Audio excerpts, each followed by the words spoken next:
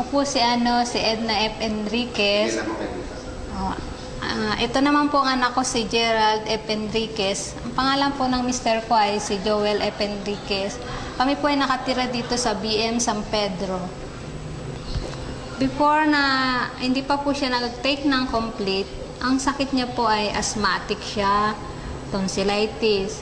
Talagang monthly po, sinusumpong siya nito. Pag talagang sobrang atake ng asthma niya, magamit po kami ng nebulizer. Kasi dumadayung siya na hirap siya talaga. Nung tinake niya to, talagang may pagbabago po. Minsan na lang siya inatake, tapos after that, wala. Yung bagong taon, siyempre ang pinaka-numero unong bawal dyan, yung mga paputok, yung usok. Ay naku, talagang napagod akong kakasaway sa kanya. Sabi nga ng kapatid ko, ay naku, irami mo na yung nebulizer mo, mamaya sumpungin na yan ng asma niya. Dahil umiikot siya sa mga usok, sa mga paputok, hindi siya mapigilan kasi nga bata eh. Pero sa awa po ng Diyos, hindi siya sinumpong. Ayun po, pinapayo po sa kanila, subukan nila incomplete dahil po kami, nasubukan namin, talagang naano ko na hindi na siya sinumpong ng ng asthma niya. Tsaka tonsillitis. Magaling po talagang malaking kaginawahan bukod sa pakiramdam niya, pati mga pinansyal. Kasi, siyempre, pag nagkakasakit siya, kasama na rin yun ang pinansyal dun. Na po siya, tsaka masiglaan. Naku, super kulit lang.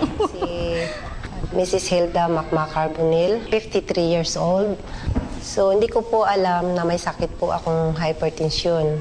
Noong January 6, 2009, nakagising na lang po ako na bulol na ako. Yun pala ay isang stroke na.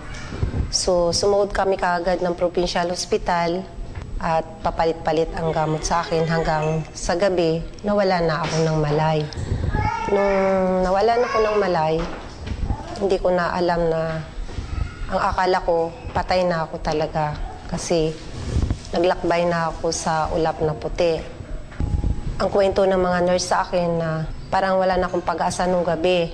So, parang nagbagong buhay ako nung nagkamalay ako. Subalit, nung pagkagising ko, naduling naman ang mata ko. At ang kalahati ng katawan ko ay naparalyzed din.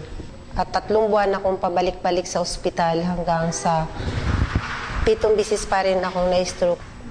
Subalit, nung dumating ang isang member ng M Global na may dala siyang produkto ng Nature's Way na yung complete na pinainom niya sa akin ay nakatulong na malaki sa akin. Almost 1 week pa lang ako nagtitik ng gamot na yon, ay malaki na ang recovery ko. Nagpa-laboratory ako sa co-op ng aking goiter dahil yun din lang ang sanhin ng sabi ng doktor, yung heartbeat ko na pabalik-balik ay nag-negative. And then bumalik ako sa doktor ko sa Medical City. Nagpa-check up ako uli. Nagulat ang doktor ko dahil ang laki ng pinagbago ng heartbeat ko. Ang sabi pa niya, normal na pala ang heartbeat mo. Nakatake na po ako ng isang pad ng complete na product ng Nature's Way, ng M Global. At hindi na po ako inatake uli.